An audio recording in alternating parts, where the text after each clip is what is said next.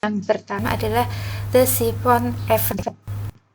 Jadi ini merupakan salah satu teknologi untuk memindahkan air dari tempat yang tinggi ke tempat yang rendah. Dapat terjadi apabila udara di dalam selang harus dihilangkan dan terganti oleh cairan. Efek dari tekanan hidrostatik, air bisa menaiki selang dan turun ke tangki. Jadi ini biasa kita temukan di penjual bensin eceran.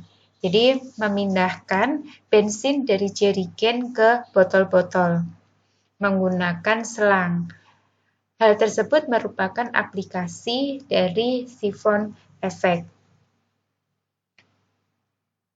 Jadi untuk dapat mengalirkan air dari satu tangki ke wadah yang lainnya, udara di dalam selang harus dihilangkan terlebih dahulu, biasanya disedot. Selanjutnya, kalau udara sudah hilang, maka akan terganti oleh fluida cairan, sehingga cairan ini dapat memasuki selang dan berpindah dari wadah satu ke wadah lainnya. Aplikasi yang kedua adalah di kloset. Sebelum penjelasan, sekarang ada pertanyaan pertama. Misalkan kita tuang air ke dalam kloset secara perlahan. Apa yang terjadi? Apakah permukaan air akan naik atau awalnya permukaan air akan naik tapi kemudian akan kembali ke ketinggian awal?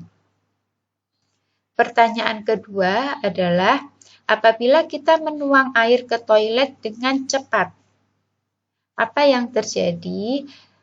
Apakah sebagian besar air di mangkuk kloset akan menaiki pipa U sehingga ketinggian air di mangkuk kloset menjadi sangat rendah?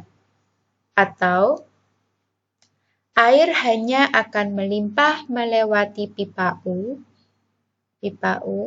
tapi kemudian ketinggian air akan kembali seperti semula. Untuk menjawab pertanyaan ini, kita dibantu dengan beberapa teorinya, yaitu kuncinya pipa U harus sepenuhnya tertutup air, sehingga tidak ada udara yang mengisi pipa.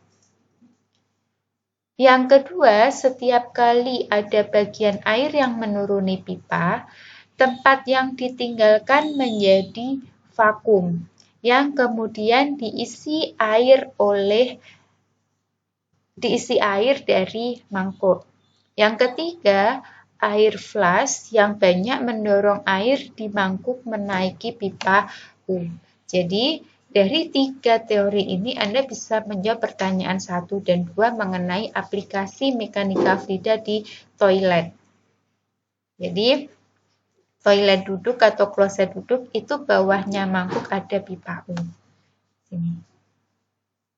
Jadi kalau di pipa U ini ada udara, maka Anda sering mendengar di kloset yang berbunyi seperti gemericik atau hisapan air. Nah, itu karena air mendorong udara untuk keluar dari pipa sehingga air itu sendiri bisa